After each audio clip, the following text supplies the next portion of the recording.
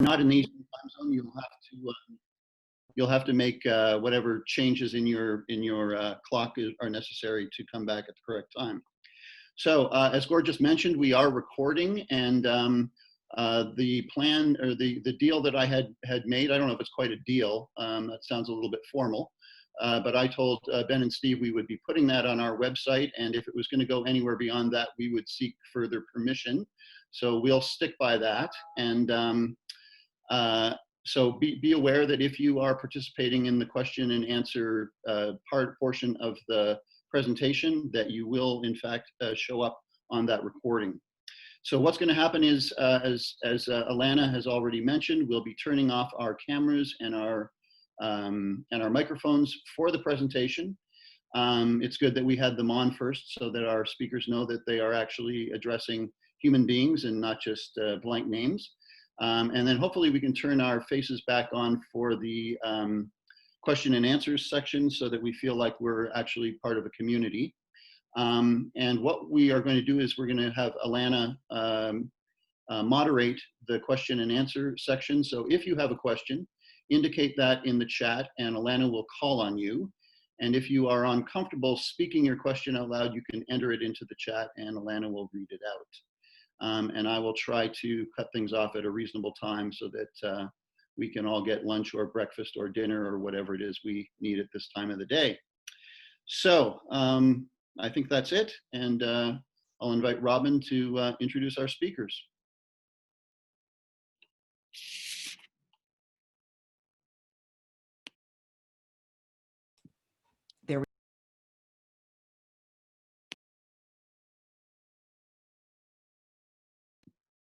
And Robin, you're muted. Yeah. I got a message that said the host had muted me, so I'm not sure what's going on. But anyway, are you able to hear me now?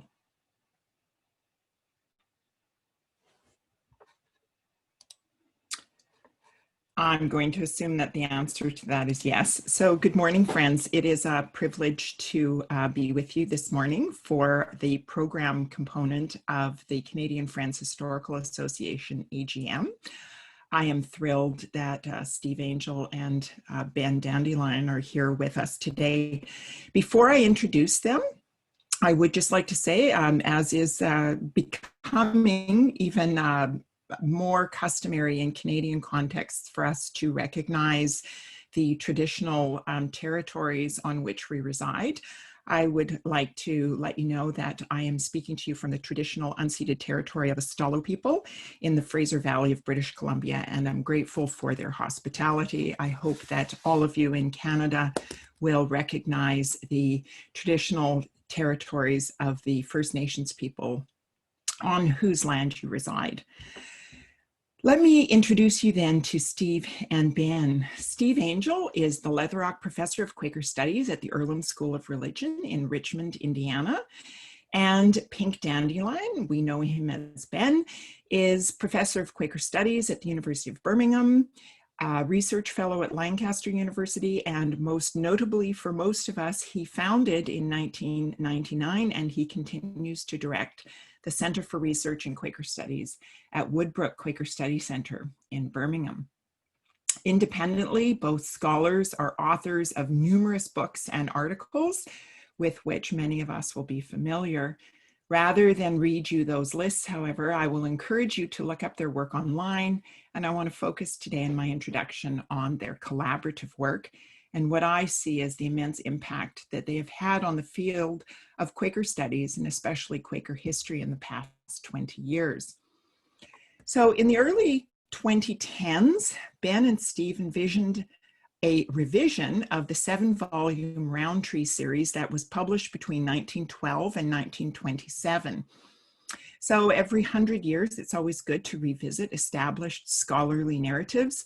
And the result of that collaboration was their co-edited work, the Oxford Handbook of Quaker Studies, which was released in 2013.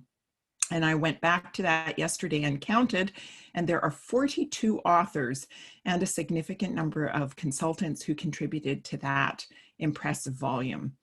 That co-editorial enterprise was followed in 2015 with Early Quakers and Their Theological Thought from Cambridge University Press. In 2017, they co-edited volume 4 of the Friends Association for Higher Education's Quakers, Business and Industry. And in 2018, they released their co-edited volume, The Cambridge Companion to Quakerism. In 2017, they also became editors-in-chief of the Brill Research Perspectives in Quaker Studies, which is a series of small monographs or single topic journals that publishes 4 volumes each year in the disciplines of history, theology and philosophy, and sociology. That series is currently in its 3rd year and has to date issued 11 volumes that explore a breadth of topics in Quaker studies. At the same time, Ben and Steve worked with Penn State University Press to create the New History of Quakerism series, a series that seeks to provide up-to-date analysis of Quaker history in volumes that are accessible to a broad readership. They are currently co-editing, along with David Harrington-Watt, who is at Haverford College, the 4th volume in that series that focuses on Quakers and Quakerism from 1830 to 1937. I have missed, I am sure, a number of their projects, but this list should give you a sense of the impact that the 2 of them have had on Quaker studies. Their collective work has resulted in scholarly interrogation of established interpretations and has recast, or at the very least nuanced, many of the ways we think about Quaker history and Quakerism in history. From firsthand experience, I can say that Ben and Steve are both incredibly generous scholars. They willingly share their time, their knowledge, and their insights with others, as you will hear today. They model how to be supportive scholars and academics. They widely share opportunities for involvement in projects with both their students and many others around the world. I do not think that Quaker studies would be the vibrant, active field of studies it is today if it were not for the leadership and support that Ben and Steve have given it. We are grateful that they have joined us today and look forward to hearing from them now.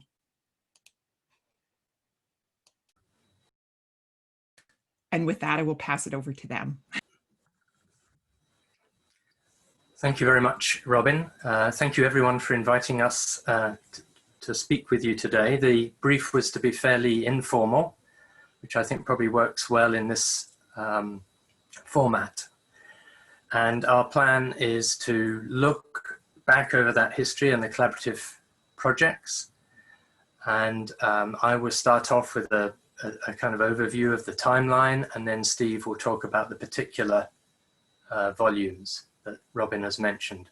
Can I just check, are you hearing me okay? No way of telling. Steve, can you hear me? Yeah, oh, thanks, Robin. Okay, thanks, good. Well, after an introduction like that, it feels like it could all be downhill, but thank you very much, Robin. There's a lovely PhD thesis by somebody called Dick Hobbs, who is a sociologist of crime. And he explored the kind of culture that was going on in the East End of London, which is a poor but entrepreneurial part of the city. And he spent hours and hours doing field work in the pubs in that area. Every evening he was dedicated to his field work, and he wrote in his methodology that when he got home he wasn't sure if he was going to write up or throw up. However, his conclusion, however, was that whatever your part in the culture of the East End of London, whether you were a police officer or a petty criminal or, you know, a market trader, everyone was, quote, doing the business. And that in the end was the name of his book. And I suppose when I've been thinking about this this talk and looking back over what's probably now nearly 30 years, it's been about, Steve and I have been back trying to do the business within Quaker Studies, to try and take the opportunities when they come, to make the most of them, as Robin says, to try and share them out and work collaboratively.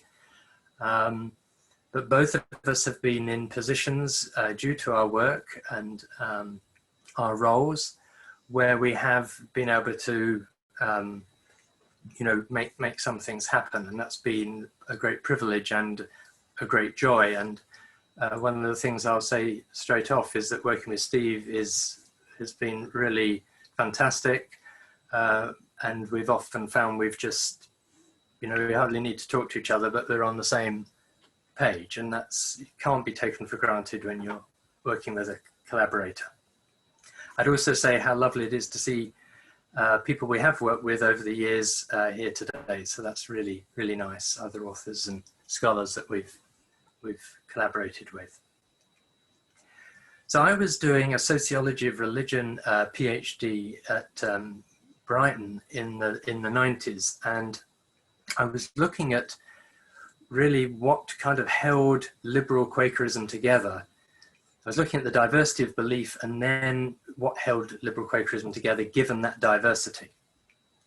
And I remember a very difficult meeting with my supervisors where I was talking about the business meeting, and I'd written something like Quakers seek the will of God in their business meetings. And my supervisors, who were not Quakers, but who were very good sociologists, said, oh, no, no, no, they don't. First of all, Quakers claim to seek the will of God in their business meetings, but the way you've described it, what we've got here is a voteless decision-making process with a minority veto.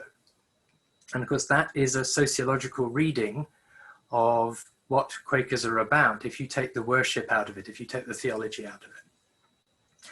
And one of their main concerns during my years doing the PhD was that I sounded too much like a Quaker.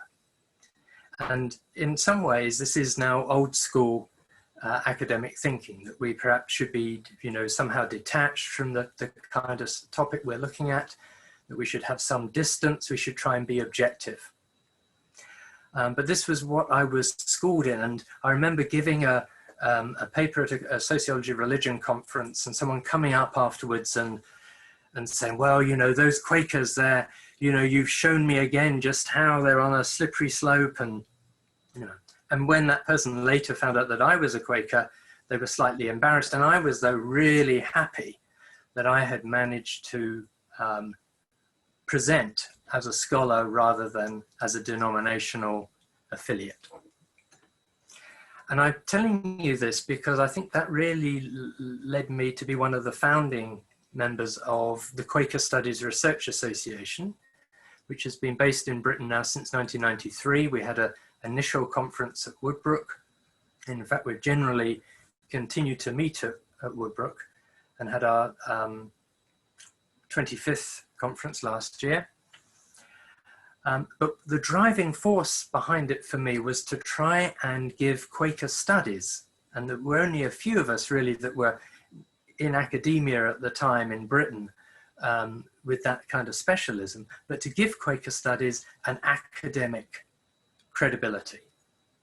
And so it was about trying to separate our scholarship from the perception that it was just denominational kind of in-house conversation. So there was the Friends Historical Society, founded in 1903 with its journal, an unrefereed journal, but you know, a lot of the conversations were by Quakers for Quakers. And so setting up QSRA, the Quaker Studies Research Association, in 1993 was an important part, I think, of this process that then Steve and I have built on to try and give Quaker Studies academic credibility. Something else happened the following year, which is that David Adshead set up a Centre for Quaker Studies at the University of Sunderland in the northeast of England. And it's good to see Elaine here, who is involved with that, and Hans Erik and Lillian Ulrich. So, you know, we've had a community of scholarship in Sunderland for a good few years. And during that time, the journal Quaker Studies was set up. Initially a journal of the centre, and then in 1995 it became a fully refereed journal, and later was published by Continuum, became the Journal of QSRA, and is now published by Liverpool University Press. So these were all important parts of this, trying to set up a kind of a field of Quaker studies. Alongside that came the George Richardson Lecture, an annual lecture that is given by someone of a kind of professorial achievement, and that also has carried on since those days at Sunderland. Now, Sunderland in the end decided to close their religion department, and with that went to Quaker Studies. But by happy conversation over one lunch at Woodbrooke, Birmingham University colleagues there said, well, you could just come and, you know, supervise here. And so from 1998, Woodbrooke has been, as Robin said, supervising postgraduate research under what's currently called the Centre for Research for Quaker Studies. And it now co-sponsors the journal, and it co-sponsors the George Richardson Lecture, has a David Adshead Award to mark David's contribution, and various other activities, including the annual conference that we hold at Woodbrooke. So all that was going on, basically creating a research culture. And at that point, Steve and I would have been publishing independently. We were doing our own kinds of projects. But Steve was able to come across to some of those conferences. And in 2010, I then went to Earlham School of Religion to give a couple of talks. And it was at that point, well, maybe just go back a little bit. 2007, there was a Cambridge Introduction to Quakerism. And that was significant, both for me personally, but also I think for opening up a scholarly publishing window into Quaker studies. Because one of the things that we've found is that once one publisher has a book in Quaker studies in a series, such as the CUP Introduction to series, then other people quite fancy one as well. And the following year, and I initiated this, the Oxford Very Short Introduction to the Quakers came out, because I could see there was a gap in that series, and I approached OUP, and they came back very positively. And my memory, and Steve may be able to help me with this, I think we approached Oxford as well about the handbook. I'm not sure if they came to us or not, but certainly we could see a major opportunity here that would really, you know, put Quaker studies on the academic map. And I remember going to Earlham 2010, and we had this amazing dinner where we were able to gather together quite a few of the potential authors. We planned out the book and presented the grand plan for the 37 chapter Oxford Handbook. And it was a very, very special and enjoyable evening. And maybe I'll hand over to Steve at this point, and he can take us on from there. Well, thank you, Ben. I think that's a marvelous summary about getting us to the Oxford Handbook. Yes, I believe we did approach the editors, although Tom Parridge was very, very amenable once he heard what we had in mind. So we got a lot of support from the press, as well as all the presses that we've worked with. I'll go back a little bit and talk about my own background in Quaker studies. I actually completed a master's degree under the supervision of Hugh Barber in 1982. My master's thesis was on William Penn, and that's been a continuing interest over the years. Ben was very supportive. I think I turned in an article for a prize competition or something like that in 2011, and that was wonderful. You know, I was fortunate enough to win that prize and go to Sommer, and where in France, where Ben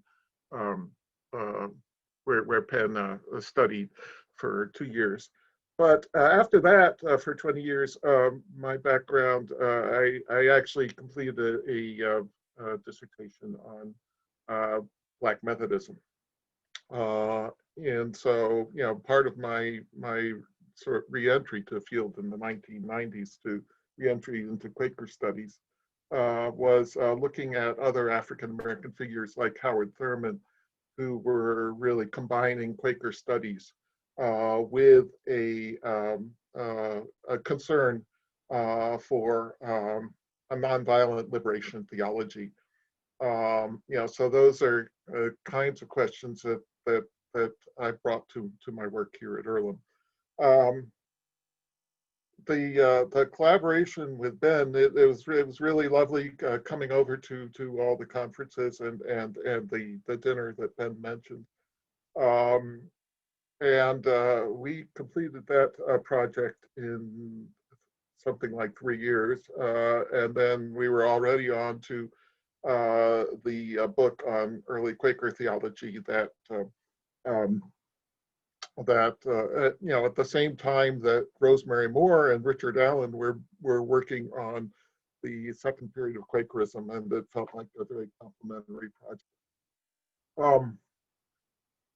I would like to really sort of address the you know, what we're about with this work. Ben has already mentioned, you know, that we both oversee graduate programs. Earlham offers master's degrees in Quaker studies.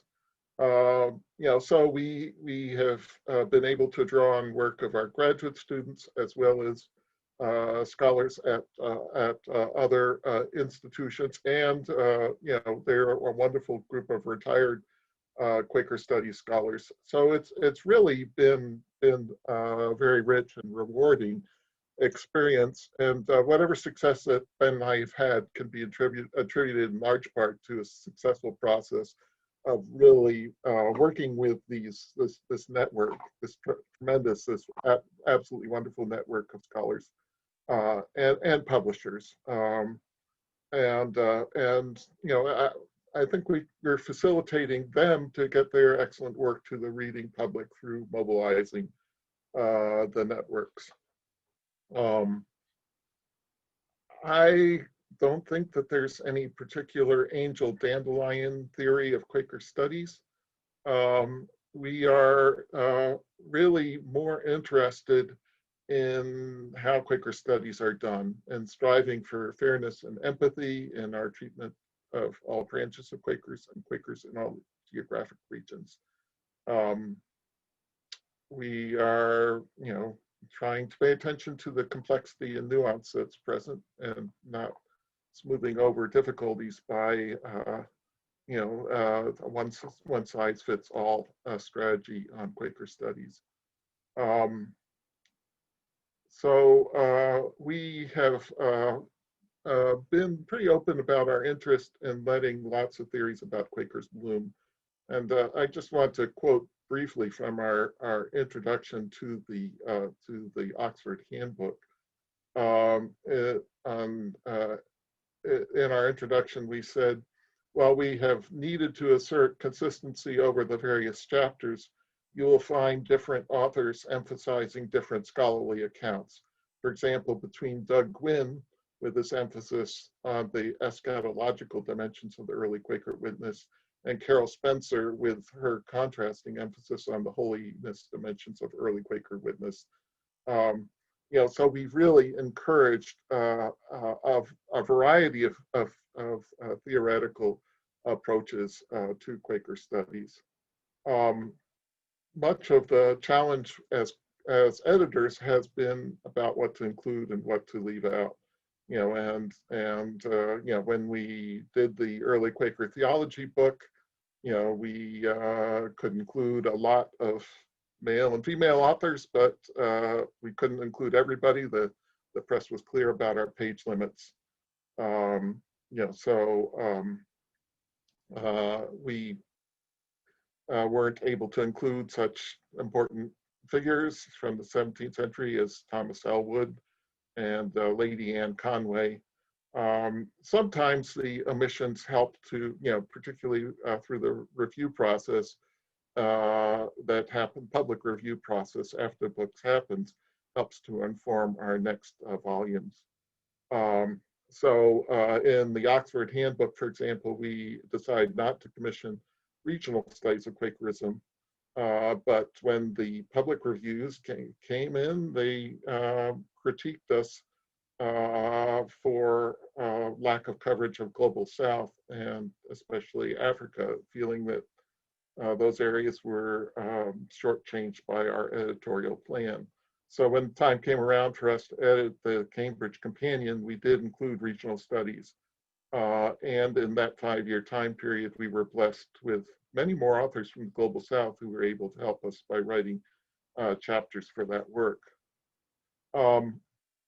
If you look at our books closely, you will be able to see certain changes in our interpretations of various aspects of Quaker history. And I mention this with some trepidation because I'm going to bring in work in progress, namely the work with that Ben and I are doing with David Watt on the Quakers 1830 to 1937.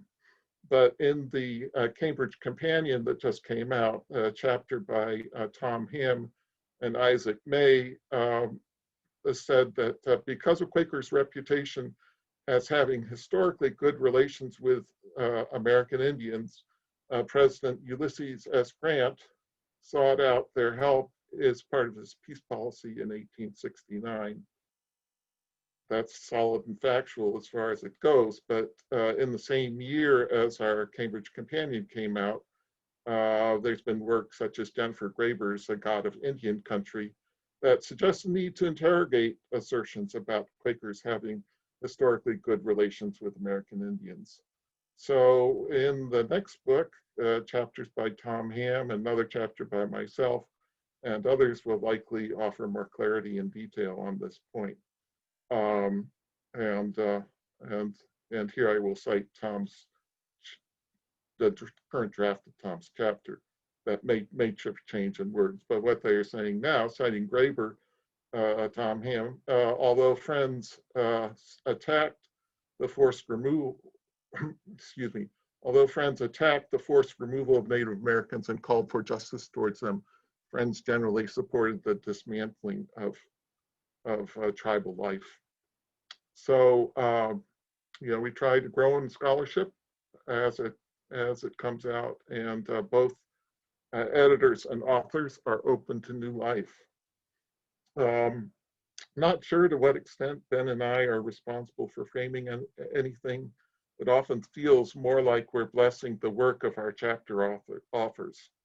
In Early Quakers and Their Theological Thought, one of our chapter authors, Michael Burkle, had very innovative insights into both early Quaker theologian George Keith and his younger friend Robert Barclay. It turned out that one book chapter wasn't enough to communicate all of Michael's insights to the reading public. So we invited him to submit an article to Quaker Studies as well, and he did so. Another example, Michelle Tarter, another chapter author in that book, was nearly finished with her fine article on theologian Dorothy White when she and the editors were contacted by Rosemary Moore, who alerted us to some important manuscripts about White in the Library of Friends House, London. Michelle couldn't make it from her home in New Jersey to London at that moment, so Judith Rhodes kindly went and examined the collections and sent her notes to Michelle. The result was in Michelle's completed chapter was that for the first time it was established that Dorothy White was aligned with the faction of Friends who followed John Parrott. And for the first time also this essential insight made it into print. So my analogy in these circumstances, Ben and I, we wave our arms a lot, and it feels to me like we're priests dispensing a blessing of holy water to the gathered congregation.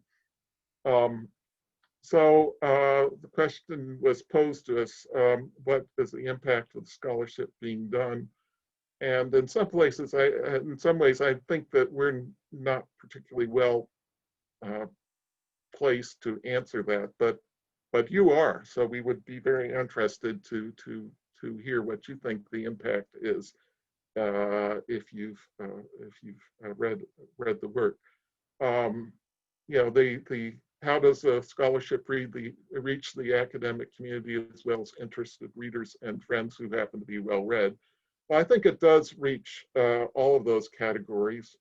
You know, but unfortunately, the person I'm about to mention died before the Oxford Handbook came out, but my high school math teacher at Quaker School at Westtown, which I attended in 1970, would send notes to me after each book about Quaker studies that I published. So he sent me a note of appreciation after the Quaker Bible Reader came out in 2006, and after Blackfire African Americans on Spirituality and Human Rights, and he died in Maine at age 66, at age 96, sorry.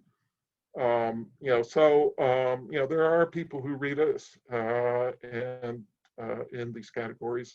Sometimes they are kind enough to let us know, and anything that you would like to do to spread the word about our work, we will, Ben and I will again wave our arms in blessing. So thanks for having us talk to you today.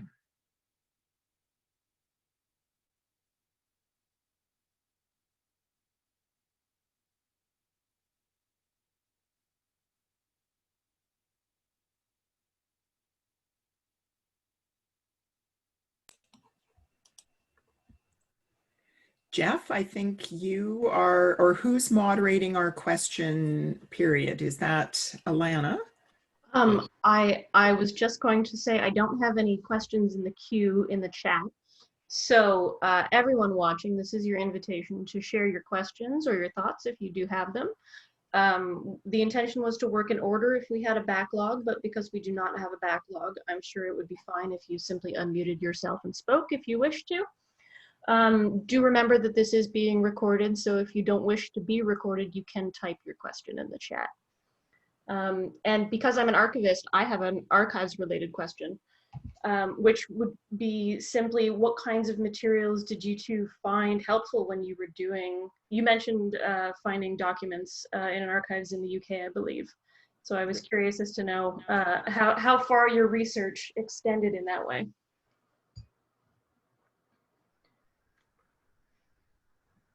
Well, you know, I'm just a few feet from the Earlham archives, which is one of the major archives, and you know, it's always a pleasure to go over and visit Woodbrooke and Friends House London and the Haverford and Swarthmore collections. You know, so and our authors really have utilized the archives a lot.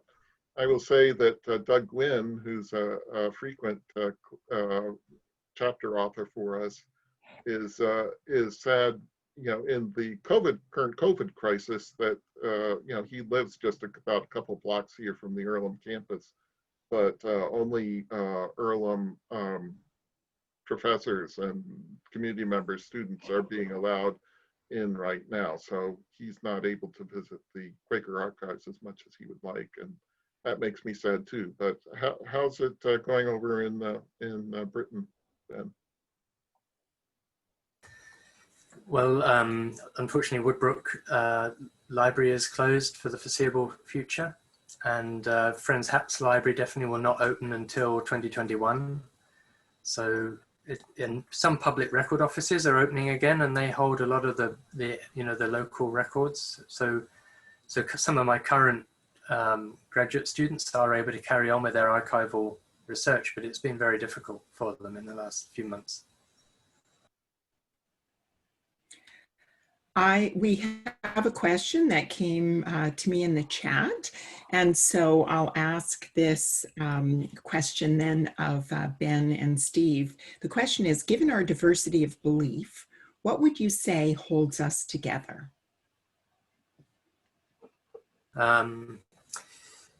So obviously there's a diversity of belief just within the liberal tradition.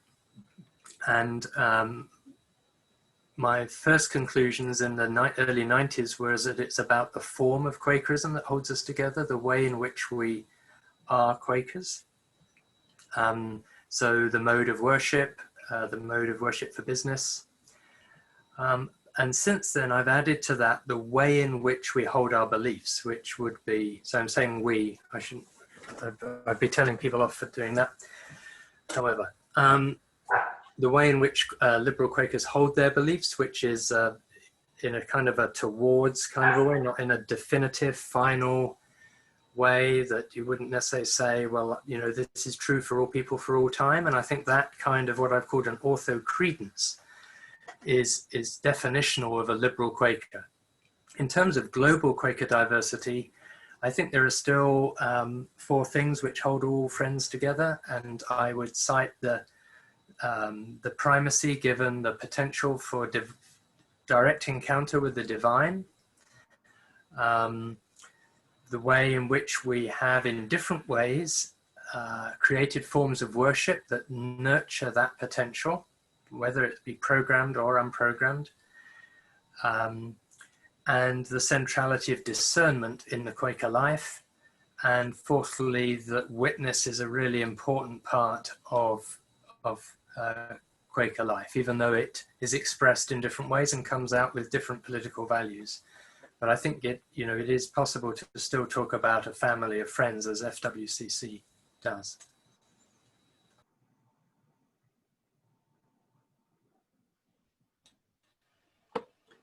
Steve, do you have anything to add? That was an excellent and comprehensive response, but did you have anything to add to that, Steve? I agree with Ben's points. I would just add that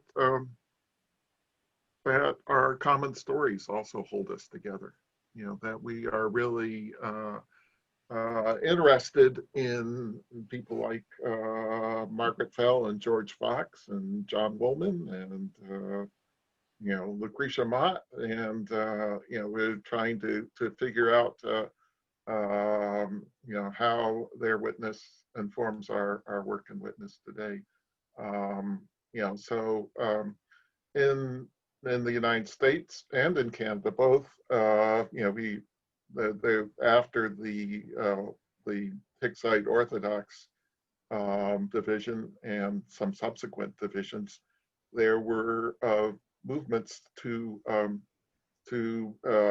particularly in the eastern half of our respective countries, to bring the two factions back together again, Hicksite and Orthodox, and those were responsible for 14 different Friends bodies, amalgamating into 5 different yearly meetings between 1945 and 1968, including a Canadian yearly meeting was one that reunited at that point. And if you look at the process that brought the yearly meetings together, the two committees the 2 joint committees that were set up first were the Historical Association and the Peace Association. So, you know, we wanted to figure out our history and we wanted to work for peace together. Thank you both. There are two people who have questions in the queue. So Adiat, if you would like to ask your question, unmute yourself, please, and ask your question. And after you, Adiat, we'll move to Tim. Thank you. My name, the T in my name isn't pronounced, so my name sounds like Nadia without the N, Adia. And I actually have 2 questions, one for Ben and one for Steve. For Ben, in response to the previous question, one of the pillars you referenced is the direct encounter with the divine. And I am wondering where Quaker atheists fit into this. I just learned this week, this past week, that there are Quaker atheists. So how how does one square that in the, I guess that would be in the liberal tradition that one would find Quaker atheists. And who are they and why was atheists? Anyway, just your thoughts on that. And should I get your answer and then ask my question for Steve? Or should I mention the question for Steve so you can maybe think about it? Let's let Ben respond, and then you can ask your question of Steve. Is that all right, Adia? That's fine. Yeah, thanks. Thanks, Adia. Yeah, there are a few Quaker atheists. The surveys we've done in Britain show that actually there are very few. There are a lot of people who have difficulty with the word God, and there are non-theist organizations, but they include agnostics. They include people who have a deep faith in something beyond the material, but find the term God difficult. And there are also a few kind of, humanists. I think certainly in Britain that things have been assumed for a few decades, and that it's been assumed that people understand they're becoming part of a religious organization, and that if someone feels at home, then of course in contributing to the community life, then there hasn't been any difficulty in accepting their membership. And in Britain, we don't speak very much about our individual theological positions. So my understanding would be for some of those atheists that they will at least understand what it is they're joining. And in fact, when I first came to Friends, it was as a kind of optimistic agnostic. I was very involved with the peace movement. I wasn't so sure about God, but I understood that I was joining a religious organization. And therefore I wasn't trying to change it or anything. And in fact, in the course of my Quaker life, then I've had some dramatic and transforming and wonderful spiritual experience. So we never know, where we're going to end up. I think the greater tension is where there are humanists who actually do want to change the Society of Friends.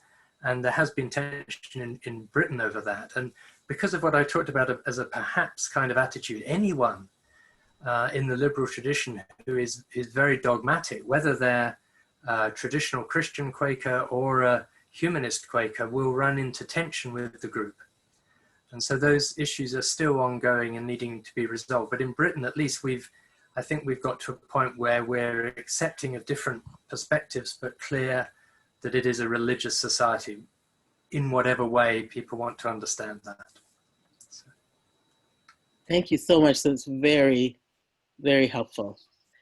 My question for Steve has to do with the reference you made to your research on Howard Thurman and nonviolent liberation theology, and I would appreciate it if you would elaborate on that and talk about how it informs the work you're doing now. Thank you. Yeah, I was very interested. There's a lot of mention in the literature about Howard Thurman, about his relationship with his mentor was Rufus Jones at Haverford College, and that is probably where his deeper connections with Quaker started. So I looked both through the Rufus Jones papers at Haverford and the Howard Thurman papers at Boston University to see what I could find out. I couldn't find out much. There wasn't really any mention of Thurman in the Jones papers, and Thurman wrote a little bit about Jones. There's a few references or letters kept from that mention Rufus Jones in the Thurman papers, but I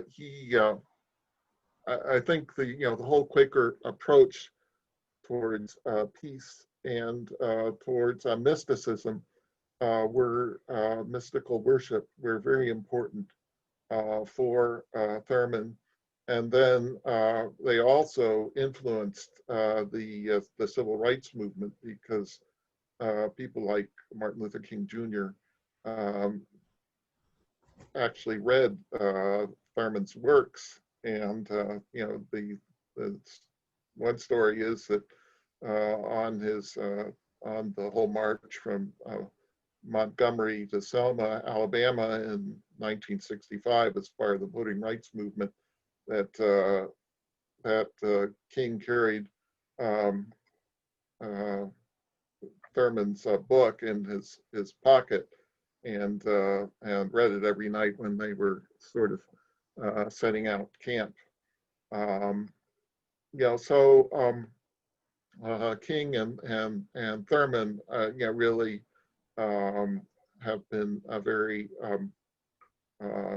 you know, had a very close connection there.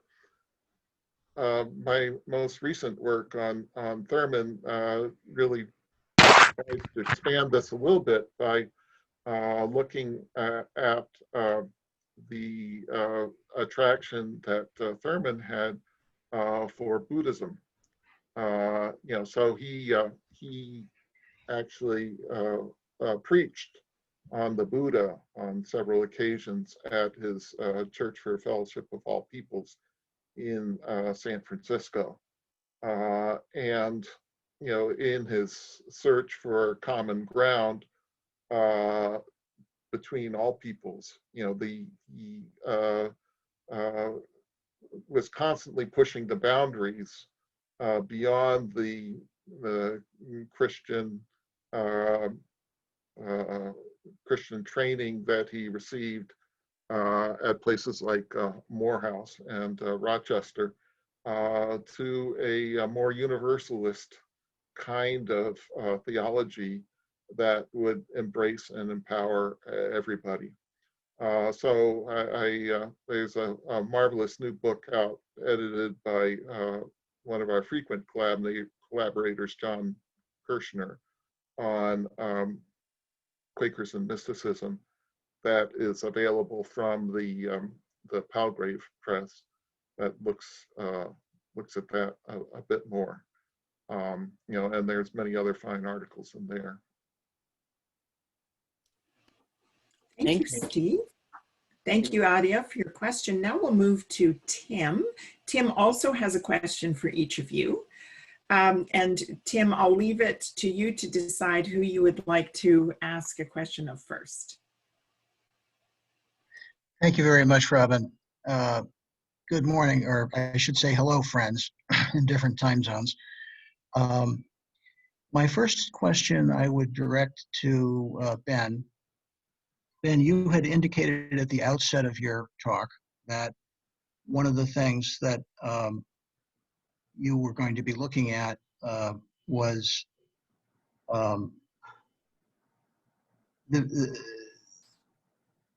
beliefs of liberal Quakers. And so my question is, if there are, and I know there are liberal Quakers who think of themselves as non-creedal, my question is, for those liberal Quakers who think of themselves as non-creedal, do they have or can they have beliefs? I guess my confusion is with the words. Are the words non-creedal and belief contradictory? Okay. Thanks, Tim. I'm not quite sure what you mean by non-creedal, because Quakers historically have not had creeds, but so you well, if I hear, yeah, I'm not sure I know either. I guess when I think of the word belief, I think of the Latin root credo, credum, creeds. And so the word belief, at least from the Western tradition, from the Latin tradition, comes from the word creed or credo. Okay. So that's the context. Thank you. Yeah, that's helpful. I think in some ways we could say that modern liberal Quakers might not be strong on beliefs in that sense. What I would say is that liberal Quakerism is still strong on spiritual experience, and that then liberal Quakers find a variety of ways to express or frame their spiritual experience, and that may change within the lifetime of any one Quaker, and we may also see general shifts. So within Britain Yearly Meeting, we've seen a move away from the group being expressing itself purely in Christian terms in the last 60, 70 years. We know there are Muslim Quakers and Hindu Quakers and kind of non-specific faith Quakers and theists and non-theists. So in that sense, the emphasis is definitely on experience rather than belief. But any one individual Quaker, and this is where my research started, would be able to give an account on that day of how they were framing, how they were best understanding their experience. And I ended up calling these belief stories, that people have belief stories as sense-making systems of their spiritual experience. And so, you know, and the crunch comes, of course, when a Quaker group then wants to devise a minute or indeed draft a book of discipline. And those have been the difficult moments of trying to work out what language will be generally find unity. So thanks, Tim. All right, thank you, Ben. And then if I may, one question for Steve. Before I do, Steve, I am a member of Purchase Monthly Meeting in Purchase, New York, which to those who aren't aware is about an hour drive northeast of New York City. And I was recalling that you mentioned your mentor, Hugh Barber, for your master's degree. And I've had the pleasure of dining with him and his wife. He was an attender for many years at Purchase Meeting. So I'm feeling a little connection, a little nostalgic there. In any event, Steve,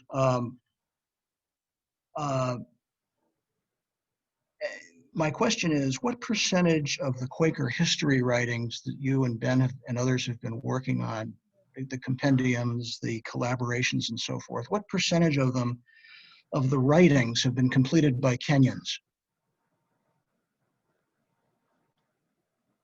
Not very much. But we do have a chapter on Friends in Africa in the Cambridge Companion, and that has 4 co-authors. 2 are Kenyan Quakers. One is a Rwandan Quaker, and the 4th was a European American woman. You know, so that was an example from our latest work, latest co-edited work. We have a question. Carl or Isabel, I see both of your names saying that you have a question. I'm not sure which of you or both of you perhaps have a question. This will probably be our last question. And then after this question, we'll hand things over to Jeff. But Carl or Isabel, please ask your question. Carl Steeren here. I have a question about the roots of universalism in the origins of Quakerism.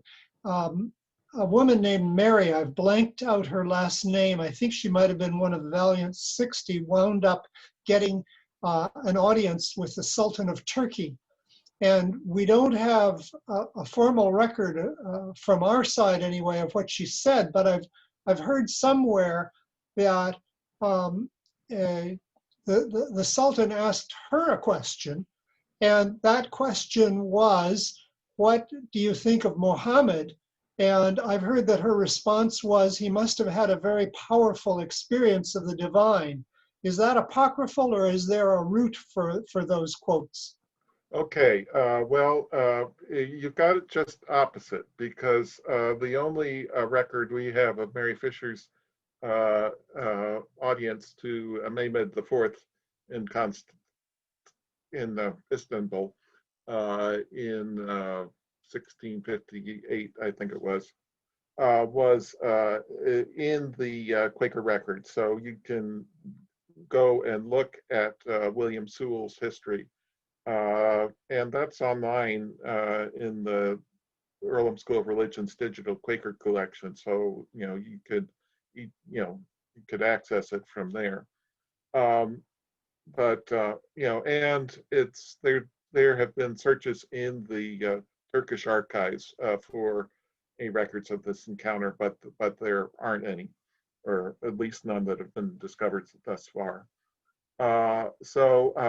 So yes, the Sultan, Mehmed IV, did ask her what she thought about Muhammad. Her answer was a little different than what you said. It was very diplomatic. She said, "Well, you would be able to tell him, the worth of his witness by his fruits." So essentially, paraphrasing Gamaliel, the Pharisee Gamaliel in Acts 5, and avoiding any outright condemnation of Muhammad. Her answer was acceptable, by her account to the Sultan and his court. And he then offered an escort for her back to Christian territory, which she refused, but she did return safely to England.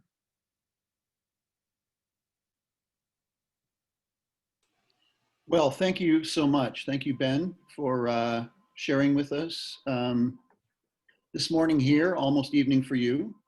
And Steve, also much appreciate your contributions to our meetings this year.